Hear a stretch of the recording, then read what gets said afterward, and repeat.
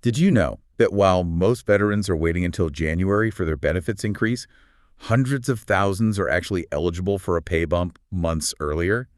And many don't even realize it. It's arguably, one of the most overlooked timelines in the entire VA system. And because it's so misunderstood, it leaves a lot of families confused or even, well, worried when they check their bank accounts in the fall and see numbers they just weren't expecting. Hello, everyone, and welcome to Veterans Briefing. We are jumping right in today because the Stackosaurus material we have is incredibly time-sensitive. Today, we're taking a deep dive into the very specific and honestly often confusing mechanisms behind the two distinct pay increases coming for veterans in 2026. Right, not just one, but two separate increases. Exactly, two. So our mission for you today is simple. We're going to break down exactly when these increases happen, specifically October 1st and December 1st.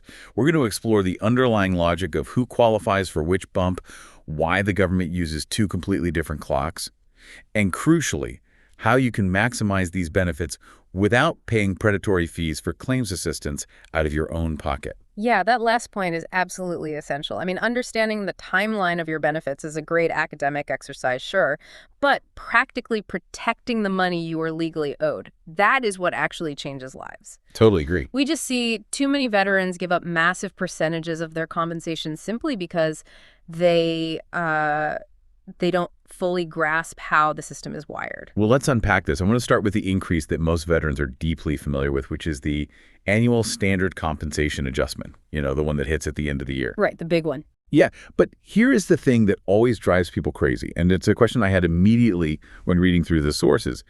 Since we are in the middle of 2026 right now, why doesn't the VA just tell us what the new rate is going to be? Like, what, all the secrecy in the waiting game? It's a very fair question, but it's important to understand that it's not actually secrecy at all. It's not. No, it is strictly statutory. VA disability compensation, dependency and indemnity compensation, which, we often just call DIC and special monthly compensation, or SMC. These aren't numbers that the VA just invents in a vacuum behind closed doors. Okay. By law, those specific compensation rates are tied directly to the Social Security Administration's cost of living adjustment, or COLA. Wait, so the VA's hands are basically tied here? They were entirely dependent on whatever Social Security decides to do. Exactly. The VA doesn't get to independently decide, well, veterans need a 6% raise this year if Social Security is only issuing a 3% raise. Oh, wow. Yeah, the law links them together to ensure standard federal consistency across the board. And the catch is, Social Security cannot make its move until the national economic data is fully finalized. Right. They need the inflation numbers. Exactly.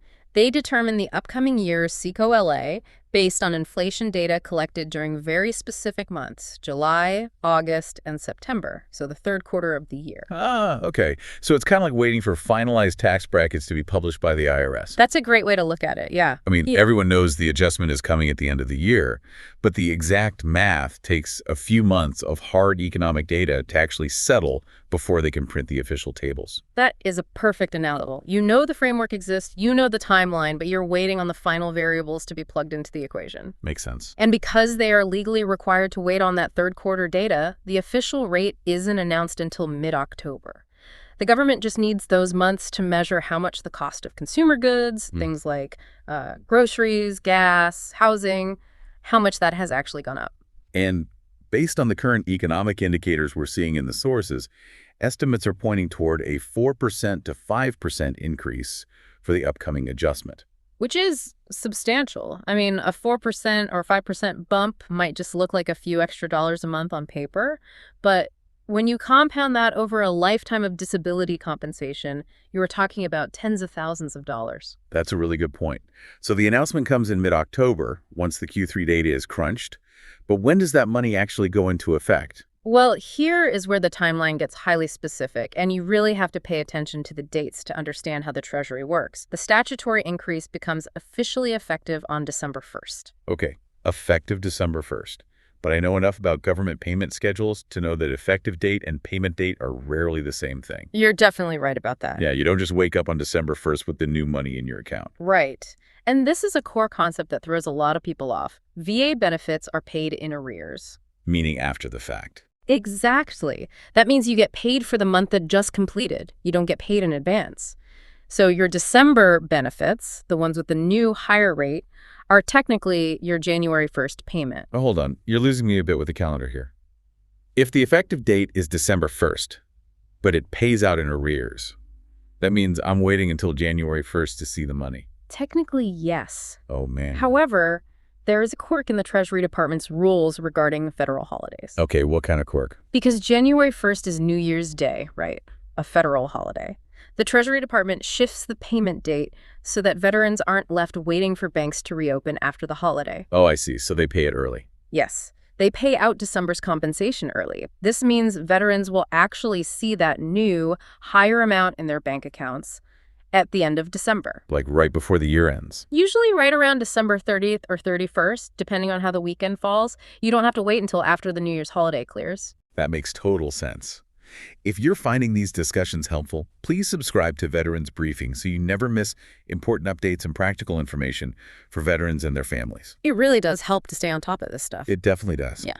So the rule of thumb for standard compensation is, the date is pulled in Q3, announced in October, effective in December, and paid out right before the new year. Precisely. That's a very logical calendar year-based system. But here's where it gets really interesting in the sources. We just established that the standard compensation waits for the calendar year to basically end. Right. But the federal government operates on a completely different clock for certain education and employment programs, don't they? They do, and this is the October surprise we alluded to earlier. Oh, okay. Let's get into that. While standard compensation aligns with calendar year changes in Social Security, a massive portion of the federal government actually operates on the federal fiscal year, and the federal fiscal year begins on October 1st. October 1st. So that is 2 full months before the standard CMLA even goes into effect.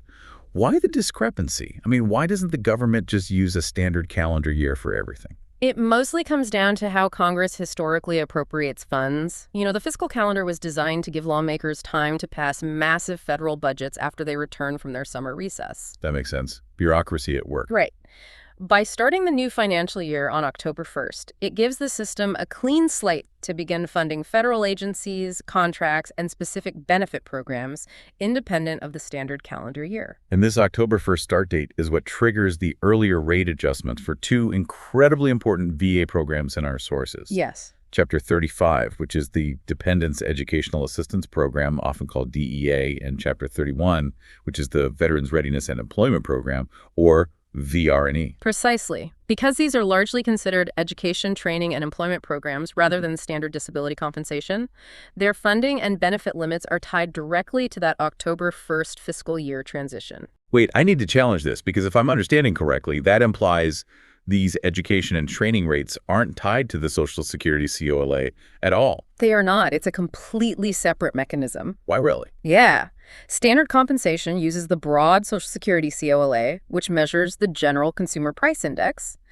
But Chapter 35 and Chapter 31 are based on a completely different Consumer Price Index calculation. What do they use instead?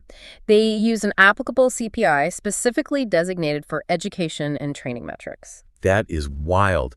I think most people, myself included, before digging into these sources, assume it's just one giant umbrella. The VA raise. Oh, for sure. You just assume a 4% raise means every single VA check goes up 4% at the exact same time. It's a very common misconception. And what's fascinating here is that because they are tied to a different index, the percentages are often quite different. How so? Well, think about it. The cost of university tuition, vocational training, textbooks, student housing, it doesn't always inflate at the exact same rate as a gallon of milk or a gallon of gas. Right. Education costs usually skyrocket. Exactly.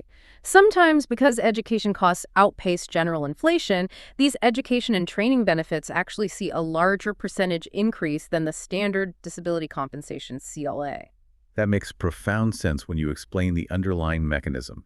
You're indexing the benefit to the actual real-world cost it's meant to cover. Exactly. Let's really drill down into these 2 specific programs because the numbers and the sources are just staggering.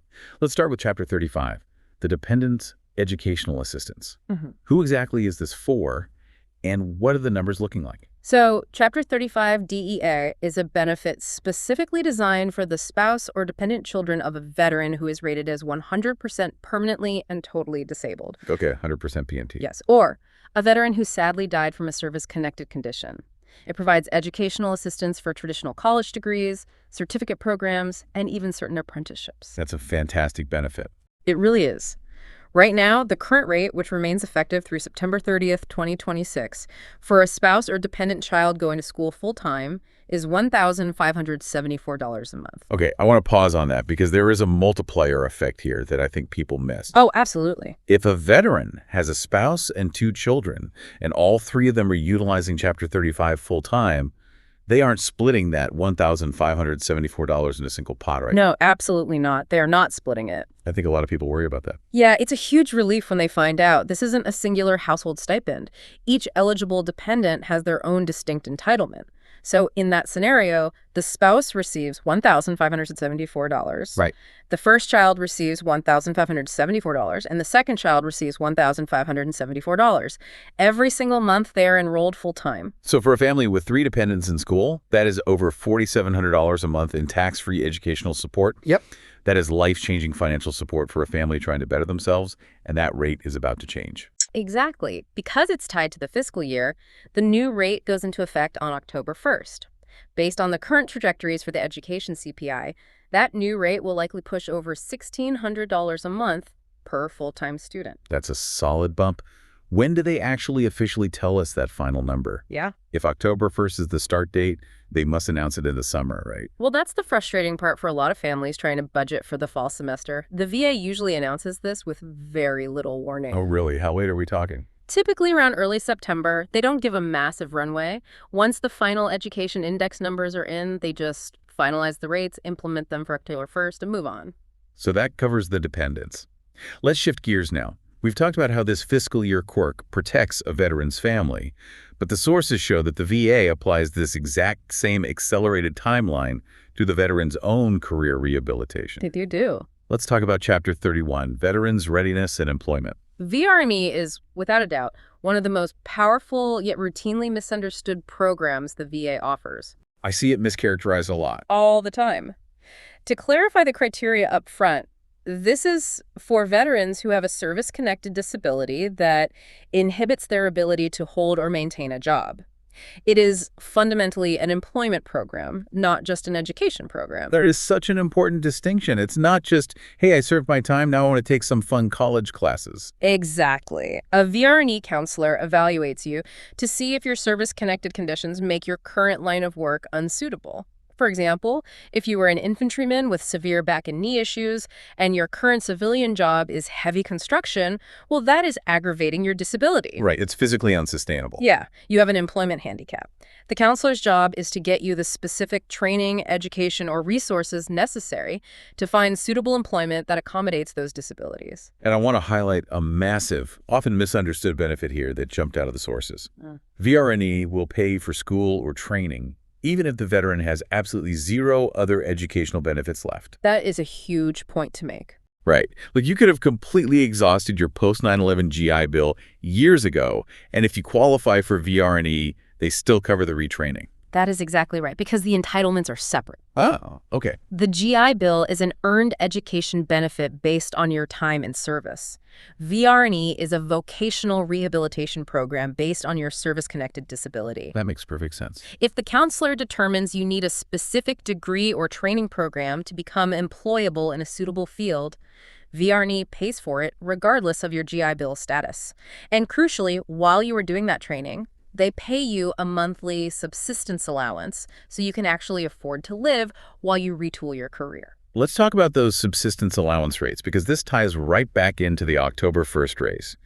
To be clear, we are talking about the standard Chapter 31 rate, not the rate you get if you have remaining GI Bill eligibility and choose to mirror the post-9/11 housing allowance, correct? Correct. If you have GI Bill time left, you can opt to receive the post-9/11 basic allowance for housing rate, which is tied to the military's BAH calendar. But if you don't have GI Bill time left, or you opt for the standard VR&E subsistence allowance, those rates are tied to the October 1st fiscal year adjustment. And what are those rates looking like right now?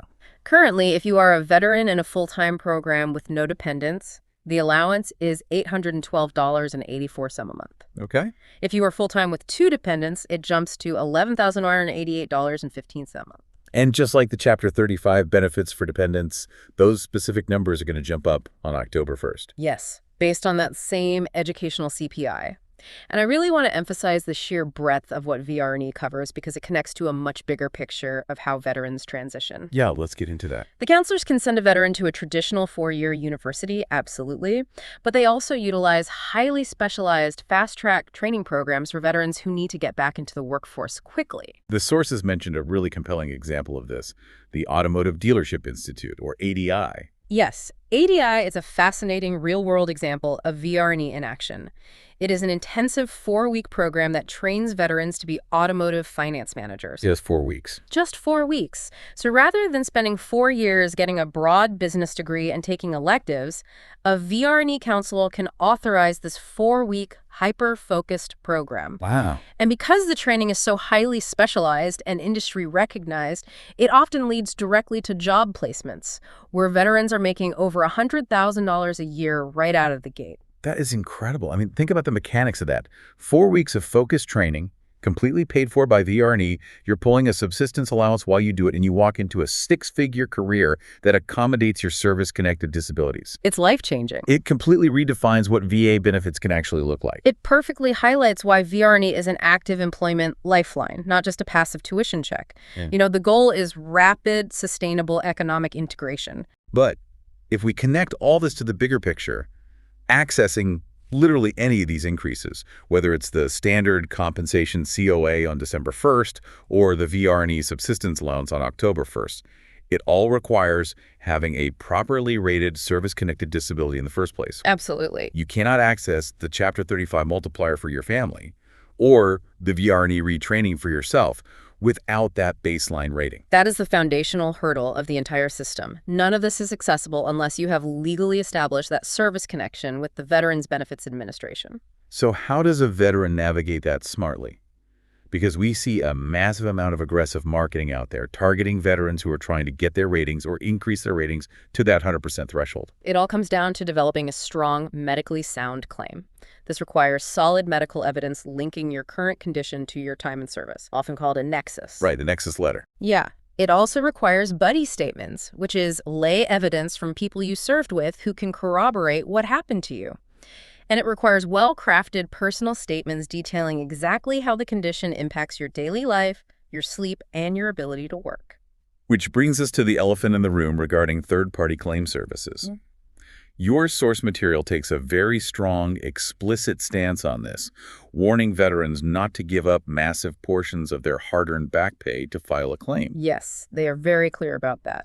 But I have to push back a little here. Aren't these companies just providing a service? I mean, you pay a mechanic to fix your car. Why wouldn't you pay an expert to fix your VA claim? It's a fair comparison on the surface, but the mechanics of how they charge is what makes it predatory. How so? Well, a mechanic charges you a flat fee for parts and labor, right? Yeah. Many of these unaccredited claims, companies charge you a percentage of your retroactive back pay. Sometimes they demand 5 or 6 times the amount of your monthly increase. Oh, wow, that's steep. It's huge. Back pay is money the government owes you to compensate for the past month or years you were suffering from the disability without support. It is compensation for your past pain. Taking a massive percentage of that just to help organize some paperwork is entirely unnecessary, and frankly, it exploits the veteran's lack of system knowledge. So what's the alternative for someone who feels overwhelmed by the bureaucracy? The sources emphasize utilizing low-cost or entirely no-cost options. There are accredited veteran service organizations, or VSOs, that do this for free. Right. The source also specifically mentions organizations like Claim Raven, which offer free claim reviews and free consultations to help you understand what you are missing. You can get help developing the necessary components, the buddy statements, the nexus letters, the medical evidence, without signing away a cut of the back pay that belongs to your family. Because that back pay is your money. Trying to do things at low and no cost is absolutely the appropriate way to navigate the disability claims process in the modern information age, especially where so much of this knowledge is freely available. Exactly. Guard your back pay. It is the financial foundation for your transition. Let's bring all of this together. We've covered a lot of dense bureaucratic ground today, and these timelines can easily get blurry. Let's recap the top 3 takeaways from our sources that you need to walk away with today. First, standard VA compensation COLA increases. The ones tied to Social Security take effect December 1st. Right. And remember, because of the New Year's holiday, that December 1st increase actually pays out early. at the end of December. You will see the bump before the calendar year even flips. Good clarification. Second, Chapter 35 Dependents Educational Assistance and Chapter 31 VR&E benefit rates do not wait for December. They use a completely different consumer price index and increase 2 full months earlier, going into effect on October 1st, perfectly aligned with the federal fiscal year. And third, VR&E is a vital employment tool that can fund intensive retraining, like that 4-week automotive finance program, and provide a monthly subsistence allowance, even if your GI Bill is completely exhausted. But to access it, you must protect your back pay by seeking free or low-cost help to establish your underlying disability claims first. Which leads us to a very practical action for you today.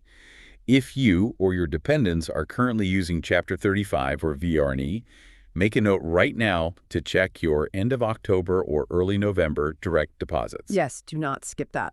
Right. Don't just assume the government got it right. Verify that the new fiscal year rate has been properly calculated and applied to your account.